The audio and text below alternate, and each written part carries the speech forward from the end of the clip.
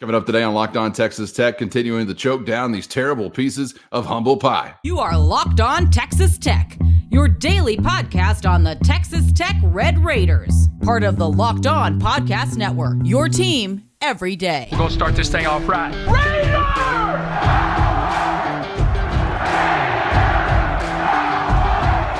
Everything runs through Lubbock. Great to be with you again on Locked On Texas Tech on the Locked On Podcast Network, your team every day. Always free and available on YouTube or anywhere you get podcasts. And today's episode brought to you by LinkedIn Jobs. These days, every new potential hire can feel like a high-stakes wager for your small business, and that's why LinkedIn Jobs helps you find the right people for your team faster and for free. So post your job for free today at linkedin.com/Locked On College. Terms and conditions apply. With the only Chris Level, I'm Casey Cowan. Chris, great to be back with you, my man, kicking off a brand new week after a few traditional days of mourning, as we have come to grips with the result from Pittsburgh as Grant McCasland and the Red Raiders season brought to an end by the Wolfpack of NC State, who continues to play on. They say there is no gain without pain. Certainly this season included some pain along the way, but I think also big picture-wise did include some gain for the program, but unfortunately ended with a tremendous humbling as some of your shortcomings were really brought to the surface and kind of seemed like, as I said in a reaction video following the game last week, a formality as you were up against something that you had very few to no answers for. So obviously great disappointment in the way that it came to an end there at the conclusion. We'll take some time to process that this week, but also take some time to process what year one under Grant McCasland meant for the future of this Texas Tech basketball program. Gosh dang it. I mean, you just watch Oakland upset Kentucky and you start thinking you're 80 minutes from Dallas, folks. I mean, it was a path that you could not have to like squint too much to see. It was like right there in front, the yellow brick road. And for all the reasons that we love this tournament, that's why you got beat kind of. You dealt with a hot team, and freaking DJ Burns. I mean, we got to experience that whole deal. That's a whole bunch of fun, literally. It just the most maddening thing ever. Especially at the tail end of the game, whenever they're dumping it to him, and all the neutral fans are like just standing, applauding, cheering, and you just couldn't stop it. This was you ran up against a team that just hammered you in the paint deliberately. Okay, like not. There were some other opponents that you faced this year that were more than capable, but they kind of get away from it. They don't know who they are, or they're trying to, other guys are getting the shots and they kind of go away from, feeding the post and all those things. But that's not what NC State was going to do. They all know their role. Nobody is, and what was it, 42-20 as far as points in the paint discrepancy. This was akin to a team in football running the ball on you up the gut, and it's 8 yards a pop. And like, you just can't. You can't stop it. It doesn't matter how many people you stack up there. It doesn't matter. They could go, hey, guys, we're going to run right this time. This time, we're going to go left. And it's like when Nebraska used to roll in here way back in the 90s, whenever they were running the wishbone and option and all that stuff. It was just, gosh dang it, just frustrating. And the Middlebrooks kid has a career night at your expense. Had 1 point versus North Carolina, had I think not very many, and I think he even fouled out versus Oakland in the Sweet 16 game to advance to the Sweet 16. But you couldn't make shots, and like there was no plan B. You couldn't get them stopped in the middle. You couldn't make shots, and then your plan B all year has been get to the free throw line and manufacture offense this way. Well, it wasn't to be on this night. Yeah, I think NC State fans had to feel pretty magical, obviously, about their run through the ACC tournament, and they had to think, boy, the pieces are really all coming together. What else could go right beyond what we've already seen? Well, how about 21 for Middlebrooks off of the bench. Did you even know that was a possibility? Because certainly going into that game, I can't say that we thought that would be a possibility, but I think your comparison is an apt one, and it is an excruciating one. Running the ball down someone's throat in a football game, kind of ripping apart their will, can become very disheartening. And I think that's why so much so the word formality was in my mind. And even as I'm watching it in real time, Chris, I'm just sitting there kind of hoping against hope that you come up with some answer for what was happening there, because you were just simply being overpowered. Because it wasn't just the aircraft carrier. You had a couple of other guys joining in as well. You knew that they had options. And I wonder if there might be, you think, any regret or anything like that as to how they approached defensively handling that, because I know that there was some thought to not wanting to give opportunities on the outside by crashing down, though NC State was not anywhere near some of the more prolific three-point shooting teams that we saw, say, through the run of the Big 12 conference. I'm sure there's got to be regret, obviously, when you lose a basketball game. You go back and say, man, maybe we could have done things this way or that way. But that was kind of a head-scratcher as to what answer anybody could come up for when you were just so physically outmatched as far as your front court was concerned. Yeah, you largely try to play him one-on-one and stay on shooters, because Oakland decides to triple team him, and he finds the open guy, and that's where some of those guys start to hit their open threes, because they don't hit a ton of open threes. But yeah, maybe, and this is part of the why your team is flawed, Cowan. And something you're going to have to fix. And I think really it moves to the top. It probably already was at the top of the list, but you got to go find an able replacement for Warren. And you got to find some more size on the wing, because on this night, it's like you were playing Warren or Robert Jennings straight up against this kid. And they were getting overpowered. And Robert Jennings is not a small man. I mean, he's 6'6", maybe slightly taller. He's a solid 235, 240. He's probably outweighed there by 50, 60 pounds. I'm by no means suggesting you need to go find you a 300-pound equivalent to DJ Burns. You just have to get bigger and longer and all those things, which we already knew, but they exploited it. Hey, I'd be up for finding one of those if there's one out there. Do they grow on trees? Like a fan favorite, yeah. It's like Robert Tractor Trailer. I mean, I was trying to think of some of the, yeah. And then Darion Williams played all 40 minutes in this game, but you could tell he wasn't the same, at the same level. And so your next biggest guy really doesn't have any lift. That ankle is an issue, and he can't, he still had, I think, like, double-digit points, close to double-digit rebounds, and I think like 7 assists in the game. So he still fills up the stat sheet. But he just couldn't. He wasn't as effective, in and around the paint as he usually was, or he usually is on both ends of the court. And these are just things that you're gonna, I think, try to address here. But it just, and this is why we said.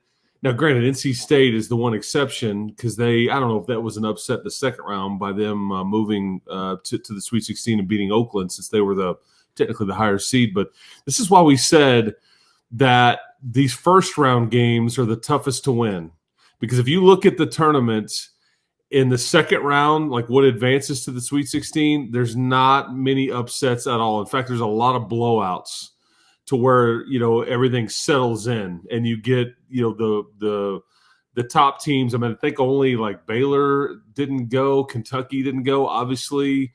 As far as like the higher or the lower seeds, I should phrase it that way.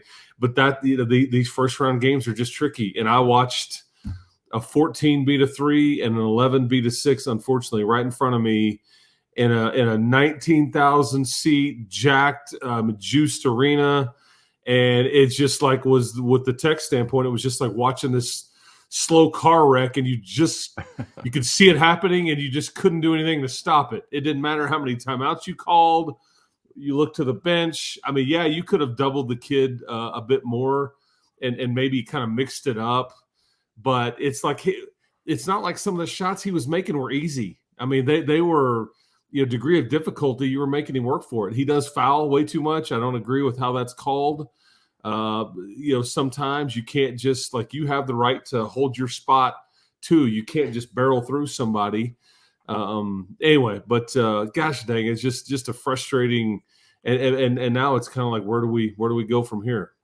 Yeah, well, I'd always rather be on the side of being the one that's forcing the officials to make a call, or rooting for a team that has the guy that forces the official to make the call. But that definitely puts them in a tricky kind of spot, and you can like it or dislike it on the other side as to how it was officiated with him. But a guy like that puts them in that position to have to make that kind of call, and they err one side or the other. I mean, going back to Shaquille O'Neal or so many others in the history of the game, Chris, you can probably remember a guy here or there that, because of his sheer physicality and size, was officiated a little bit differently, because it's kind of natural. Edey. It's like Zach Edey with the Purdue team.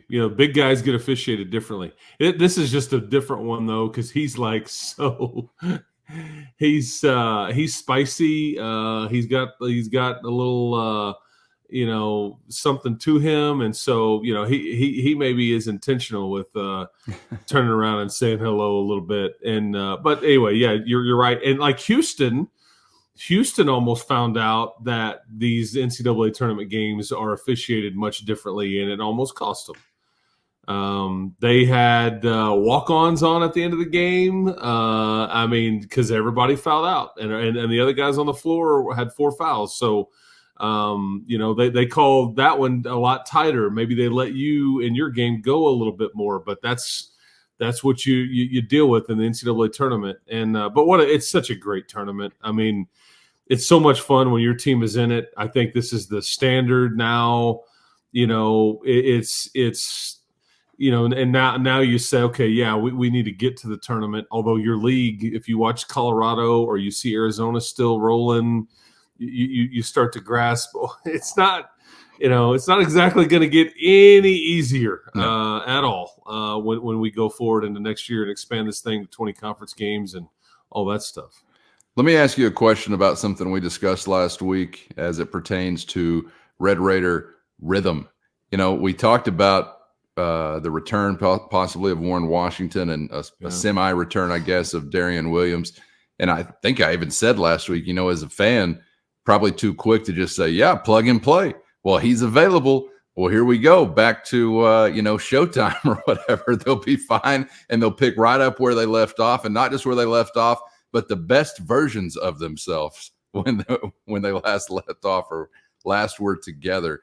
I just wonder what you saw there up close and personal as to how Washington being back in the mix did impact the rhythm of the team. I can't bring myself to really consider that getting back a player like that is anything but a net benefit. So I'm not trying to go somewhere and say, boy, this really got in your way to have this 7-footer back on the floor. I'm not saying that at all, but how do you think it impacted the rhythm? And was it a bit of a hurdle to overcome to kind of reacclimate to having Washington in the mix?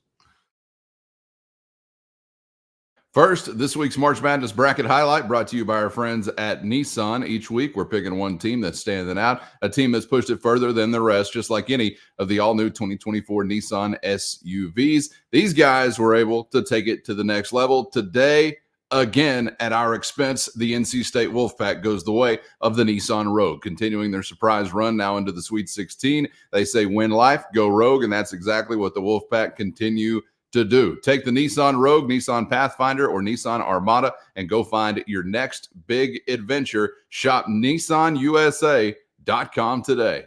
Today's episode brought to you by FanDuel, and say adios to busted brackets, because FanDuel lets you bet on every game of the tournament. Whether you're betting on a big upset, a 1 seed, or anything in between, it's time to go dancing on America's #1 sportsbook. And right now, new customers get $200 in bonus bets if your first bet of $5 or more wins. That's $200 to use on point spreads, money lines, overs, unders. You can even pick who's going to win it all. Just visit FanDuel.com/lockedon and bet on college hoops until they cut down the nets. With FanDuel, was it a bit of a hurdle to overcome to kind of reacclimate to having Washington in the mix?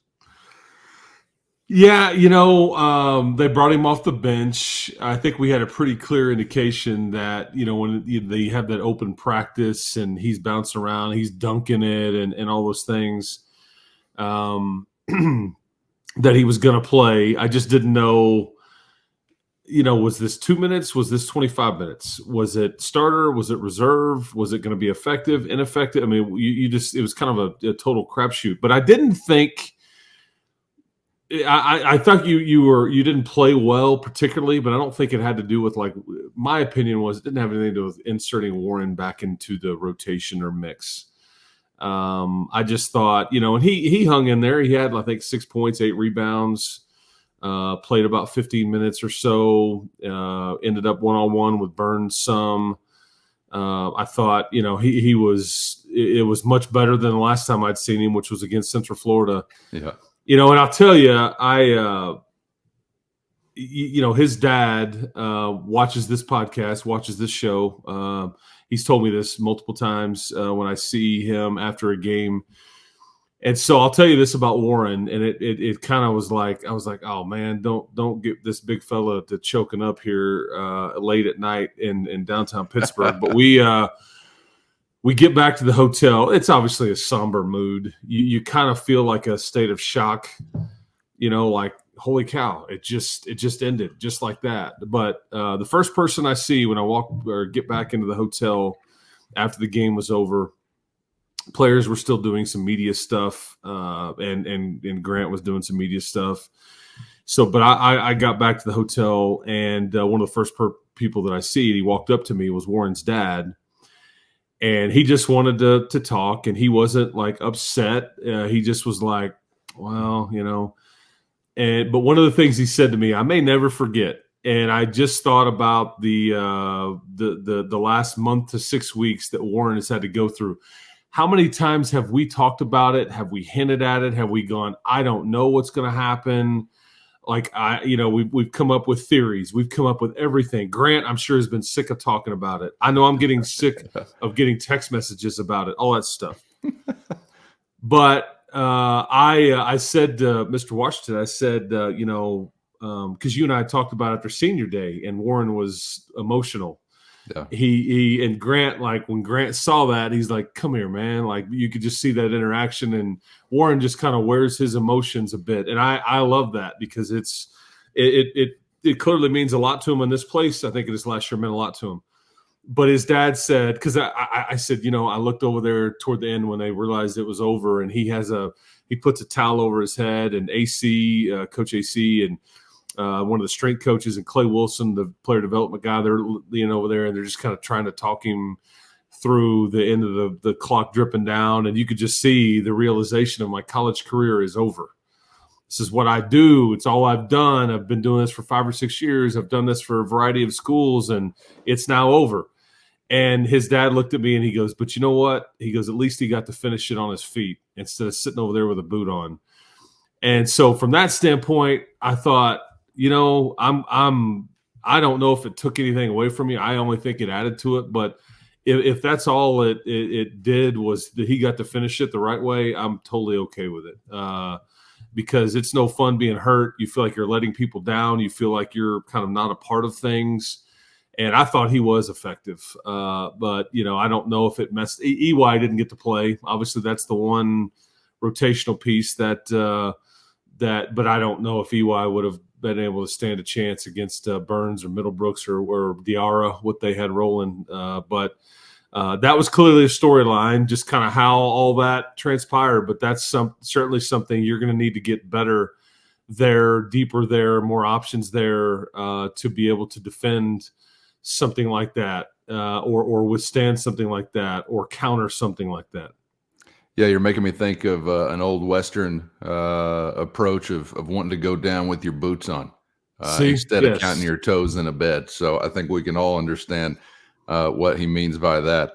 As for the future and what this season has meant for this program, of course, we'll spend some time continuing to chew on that this week, and in weeks to come, we'll get into some transfer portal conversations and some roster rebuilding conversations, obviously, that have to be had. But I thought it really stood out to me what Coach McCasland mentioned about one guy in particular, one guy we've already mentioned here, and how he'll be a foundational piece. First, today's episode brought to you by LinkedIn Jobs. And when you're hiring for your small business, you want to find quality professionals that are right for the role. And that's why you have to check out LinkedIn Jobs. LinkedIn has the tools to help find the right professionals for your team faster and for free. And LinkedIn isn't just another job board. LinkedIn has a vast network of more than 1 billion professionals, which makes it the best place to hire. Gives you access to professionals you can't find anywhere else, and it does it all while making the process easy and intuitive. Hiring is easy when you have that many quality candidates. So easy, in fact, that 86% of small businesses get a qualified candidate within only 24 hours. LinkedIn is constantly finding ways to make the process easier. They even just launched a feature that helps you write job descriptions, making the process even easier and quicker. So post your job for free at linkedin.com/lockedoncollege. That's linkedin.com/lockedoncollege to post your job for free today. Terms and conditions apply. And how he'll be a foundational piece for the future of this program. And that was Darian Williams. And what Coach McCasland had to say was more so pointing to the fact that, he could hardly walk in Kansas City, obviously, whenever he goes down there, but still is able to manage there in Pittsburgh. You already ran it down, 10 points, 7 rebounds, 6 assists, 0 turnovers. And he talked about that kind of toughness being the foundation and sort of the mold for what he wants this program to be. And you might still be a little short if it was only a bunch of Darian Williamses on the floor, Chris, but I'd probably take my chances with 5 guys like that on the floor for Texas Tech. So I thought that really painted a picture as to what maybe he wants the prototypical Red Raider to be. And a lot of that, intangibly speaking, I mean, we want a lot of different things as far as the way that a kid's going to play basketball or what they're going to bring to a team as far as a skill set goes. But the intangibles, I think, is what he was really pointing to there. And yes, I think Darian Williams could be the prototypical Grant McCasland style Red Raider for some years to come. Yeah, and I think that they did a great job, and we've talked about this as far as like recruiting, character, and I think Darian, sent something out after we got back in Lubbock, and I think people are like, please come back. I think he's going to come back. I don't know if he's actually said that specifically. I think a lot of these guys were asked after the game about returning, and I think they'd all indicated that they would. And I haven't seen anybody suggest otherwise. Last time I was at an NCAA tournament with this Texas Tech team, we didn't even make it home, and we had an announcement, that somebody was headed elsewhere. Yeah, you had to pick up some Tahoe keys on the tarmac or something. He's still in the tournament too, by the way. Not all his doing, but as we've talked about on this show. Not to be cryptic, but we'll leave that for another. I don't think there's anything cryptic about that. Darian, and I think the one thing you can maybe do ultimately to help Darian is to get him is to not have to play him 35, 40 minutes a night. And here he is. I mean, he got dinged up in a fluky way and all that, but I think what we've seen with these Big 12 teams, I mean, you look at how beat up Baylor was, Houston is. I mean, Iowa State's a bit of a unicorn in that I think they're relatively healthy, although Taman Lipsey's shoulder was hurt. Your own issues with the injury stuff, and I think that's the one thing that this Big 12 does to you that maybe not necessarily is a good thing. Is it's so physical and such a grind that it's a game of attrition, and now at the most important time of the year, you can't put your best foot forward, and so I think that's why depth pieces are going to be key for some of these rosters. I mean, here I am talking about injuries. I mean, Kansas, look at what they're dealing with. I don't feel sorry for them, but I'm just pointing out that there's a variety of top-end Big 12 teams that literally limp to the finish line, And I think Darian was an example of this. I thought he was able to finish it right. But, you would hope that maybe playing guys, because I remember remember having a long conversation with Chris Beard about this, like after the Elite Eight year when Keenan went down with that toe injury. It's like if we'd have been able to play him 24 minutes a night instead of 32 minutes a night over the course of the season, how much better is he at the tail end? I mean, remember Joey talking about like Bradford and Hutchings, in this way? Yeah. It's like they played way too many snaps as juniors or as seniors, and then they come out. He goes, we can get more out of them and a better version of them if they play a lot less snaps. And I think that's maybe going to be your goal here with somebody like Darion. But yeah, you hit it there. It is interesting that his Nevada team and Chance's Grand Canyon team both make it to the tournament. So I mean, you certainly plucked from two programs that didn't take steps back, that certainly pushed through and made it to the tournament. But yeah, I would. There's a couple of pieces off those Nevada and Grand Canyon teams that can we just keep the feeder system going? I don't know how they're going to feel about that, but make a phone call. Let's go ahead and make a phone call. Hey, and shout out to Joe Toussaint, who is Texas Tech's leading scorer in his final appearance as a Red Raider. I will have nothing but respect and fond memories for Toussaint's time as a Red Raider. I wish there was more of it that we could get from him. But as you and I talked about from, I don't know, just about the first month of the season till right now, I think you got everything out of Joe Toussaint that he could possibly give this program, and it was a great year for him and time well spent in West Texas. Yeah, he did give you everything he had, and I think we saw the ups, we saw the downs, we saw the flaws, we saw the positives, we saw a bit of everything with him as the year rolled along. But he kind of saved your bacon a bit whenever you were able to add him at the time that you were. You desperately needed somebody like this on your team, and he was somebody that had played in this league and had experience in this league and is as tough as they come. And yeah, there's some flaws there, and maybe at times he gets a bit out of control, or he's trying to do too much. You're asking him to do too much, but there's other times where he's your best on-ball defender, and he's facilitating or he's scoring. And he's fearless. He's fearless. One thing that stands out to me. And I thought he had like 30 people at this game the other night, and I thought he was going to have one of those games because the last time he played in front of that many people was at that game at West Virginia when he went for 21, which is off of a career high, the career high that he set in Lubbock, Texas for the Mountaineers, by the way.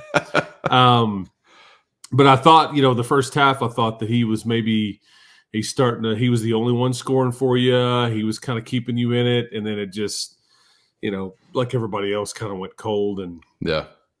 But yeah, I'll miss him, man. I like his vibe. I like what he's about. Great body language. I love it when he dives on the floor. I mean, don't tell him he's one of the smaller guys on the floor, because I mean, it's that Bronx, New York talking there. Well, you mentioned eventually everybody going cold, and I guess we can wrap it up with this. There was a reason for that. North Carolina State.